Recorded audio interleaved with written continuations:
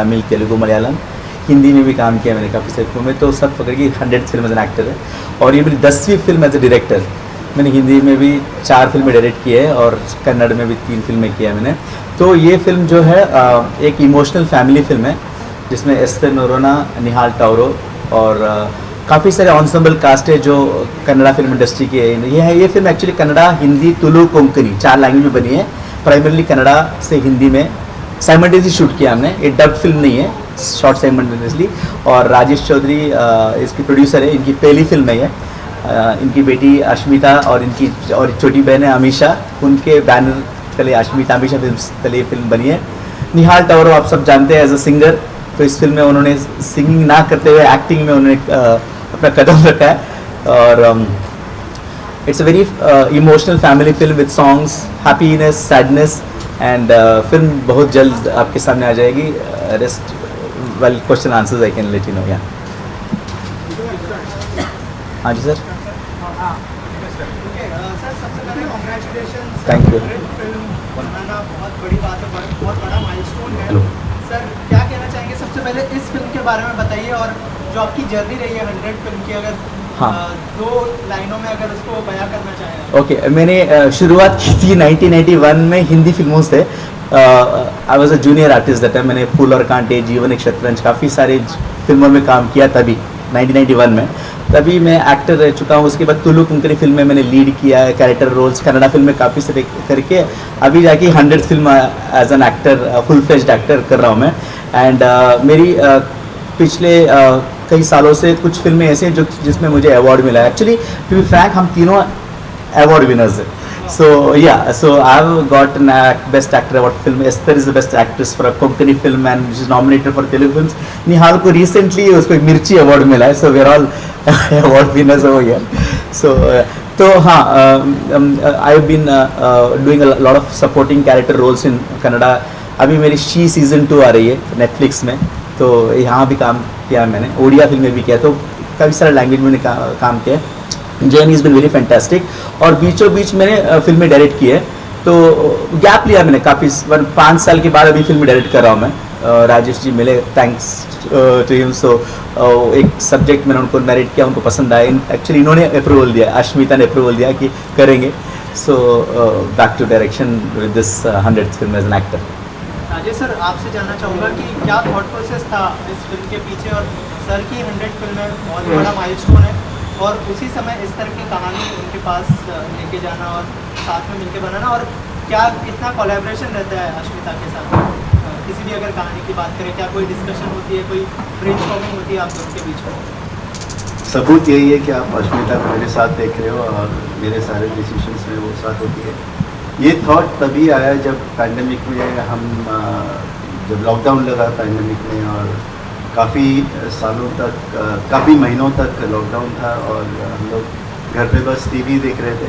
तब थॉट आया कि कुछ कंटेंट बनाया जाए। मेरा बैकग्राउंड है, मैं जी टीवी में काम कर चुका हूँ, तो थोड़ा क्रिएटिव साइड में था मेरा, और मैं काफ़ी फिल्म में भी कोऑर्डिनेशन कर रहा था जब मैं दिल्ली में था। तो संदीप बनार्जी जी ये स्टोरी लेके आए, तो बहुत अच्छा हमें लगा। मैंने जब सुना तो ऑब्वियसली मुझे काफ़ी इमोशनल लगा, तब मैंने दोनों बेटियों को बुलाया, अश्मिता, अमीशा, फिर तो उन्होंने भी सुना। They literally they like the concept and then we agree. उसी दिन हमने इमीडिएटली डिसाइड किया और फिल्म का हमने अनाउंस किया। उसके बाद कोलैबोरेशन ये रहता है कि देखिए कई कंटेंट है, मैं किसी के खिलाफ नहीं बोलना चाहता, बट कई ऐसे कंटेंट हैं जो हम बच्चों के साथ बैठ के नहीं देख सकते। तो मैंने सोचा कि बैनर ऐसे बनाया जाए जो दोनों बेटियों के नाम से हो। Obviously the idea is to make some good content जो फैमिली बैठ के देख सके। तो मेरा ये कॉन्सेप्ट है कि ये जो भी फिल्में बनाऊँ या जो भी आगे काम करूँ, पूरी फैमिली बैठ के देख सके। सो ये मेरा प्लान था, और इसके लिए मैंने अपने बच्चों से भी डिस्कस किया, उनके नाम से बैनर बनाया। एक गाना बना चुका हूँ जिसमें आप मिल चुके हैं मुझे, और I am glad that we were able to make a beautiful film. Sandeep ji का कॉन्सेप्ट ये बहुत अच्छा लगा, and is very hard working. The entire team is really amazing. बहुत अच्छा प्रोसेस था, एक फैमिली की तरह हमने काम किया, और काफ़ी अच्छा अनुभूति रहा है बनाने का। संदीप जी आपसे चाहूँगा कि अपने गाने का लाइन रखा है रंग भरे बादल से, हाँ। तो ये तो खास है। खास वजह इतना ही है कि श्रीदेवी आई एम श्रीदेवी के सबसे बड़ा भक्त हूँ। तो I been following since my childhood. तो वही है उसका वो गाने का जो उन्होंने गाया था एक्चुअली चांदनी में उन्हीं का वॉइस में गाना है। तो और टाइटल एक्चुअली सूट करता है हमारी फिल्म में। कॉन्सेप्ट स्टोरी ऐसा है कि रंग भरे बादल सूट करता है। तो पहला कुछ और टाइटल रखा था हमने, वर्किंग टाइटल। उसके बाद जब से ये टाइटल रखा है तो इट्स बीन गुड। सर आप बताइए कैसे जुड़ना हुआ, कैसा लग रहा है इसमें? मैं संदीप जी को काफ़ी टाइम से जानती हूँ। हम लोग मैंगलोरियंस हैं, ये मैं हम तीनों एक ही होम टाउन से हैं, तो पहचान तो थी।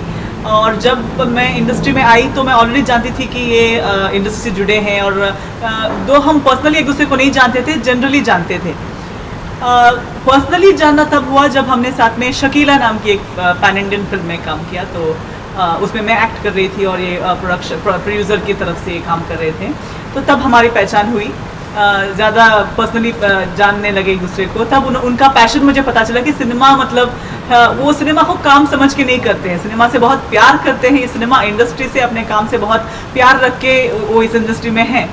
तो जब आगे जाके जब हम मेरी माँ का भी प्रोडक्शन है, हम Konkani films, Goan films produce करते हैं। तो जब हमारे होम प्रोडक्शन का एक प्रोजेक्ट था तब हमने फिर से मिलके साथ में काम किया। फिर उसके बाद जब ये प्रोजेक्ट आया, और उससे पहले भी कोई भी उनको ऐसा प्रोजेक्ट मिलता था साउथ में जहाँ पे उनको लगता था कि मैं वहाँ पे ठीक बैठती हूँ, फिट होती हूँ, हमेशा वो मुझे कांटेक्ट करते थे और बोलते थे कि मुझे आपके साथ फिर से काम करना है। पर किसी न किसी वजह से नहीं हो रहा था वो। और फिर आया ये सब्जेक्ट और उन्होंने बोला इस बार तो आप मना कर ही नहीं सकते हो, क्योंकि ये प्रोजेक्ट तो बहुत ही अच्छा है और मैं खुद डायरेक्ट कर रहा हूँ और मैं चाहता हूँ कि आप ये करें। और जब मैंने सब्जेक्ट सुना तो मुझे रियली बहुत अच्छा लगा, क्योंकि जैसे उन्होंने ऑलरेडी बोला है ये कोई it might not be a commercial film, ये कोई ऐसी कमर्शियल टिकट बिकने वाली पैसा फेंक टाइप मसाला फिल्म नहीं है। पर ये एक family values based, specially corona जैसे टाइम के बाद ऐसी फिल्म बहुत ज़्यादा मीनिंगफुल लगती है, क्योंकि अब हमको पता चलता है कि रिश्ते की क्या अहमियत है हमारी लाइफ में।